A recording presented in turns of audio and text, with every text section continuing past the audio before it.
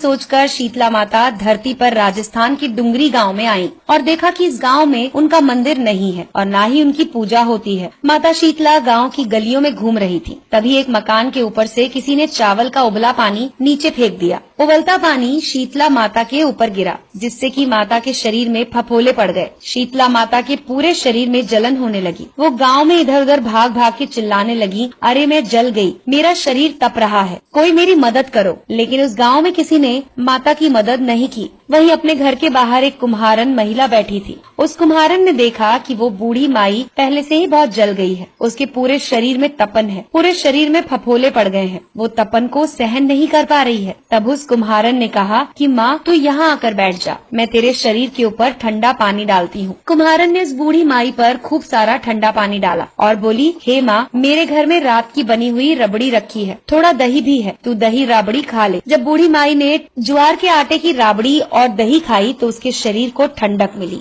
तब उस कुम्हारन ने कहा, माँ बैठ, तेरे सिर के बाल बिखर गए हैं, ला मैं तेरी चोटी बना देती हूँ। कुम्हारन माई की चोटी गूंथने के लिए कंघी से बालों में करती रही। अचानक कुम्हारन की नजर बूढ़ी माई के सिर के पीछे पड़ी तो कुम्हारन ने देखा कि एक आंख बालों के अंदर छुपी हुई है। ये देखकर वो कुम्हारन डर के मारे भागने लगी। तब उस बूढ़ी माई ने कहा कि रुक जा बेटी, तू डर मत, मैं भूत प्रेत नहीं हूँ, मैं शीतला देवी हूँ। मैं तो इस धरती पर देखने आई थी कि कौन मुझे मानता है, कौन मेरी पूजा करता है। इतना कहकर माता ने अपने हीरे जवाहरात के आभूषण पहने हुए, सिर पर स्वर्ण मुकुट धारण किया हुआ अपना असली रूप उसको दिखाया। माता के दर्शन कर कुम्हारन सोचने लगी कि अब मैं गरीब, इस माता को कहाँ बिठाऊं। तब माता बोली, हे बेटी, तू किस सोच में पड़ गई है। तब उस कुम्हारन ने हाथ जोड़कर आंखों में आंसू बहते हुए कहा, हे माँ, मेरे घर में तो चारों तरफ दरिद्रता है, मैं आपको कहाँ बिठाऊं। मेरे घर में ना तो चौकी है ना ही आसन। तब शीतला माता प्रसन्न होकर उस कुम्हारन के घर पर खड़े हुए एक गधे पर बैठ गयी और हाथ में झाड़ू, दूसरे हाथ में डलिया लेकर उस कुम्हारन के घर की दरिद्रता को झाड़कर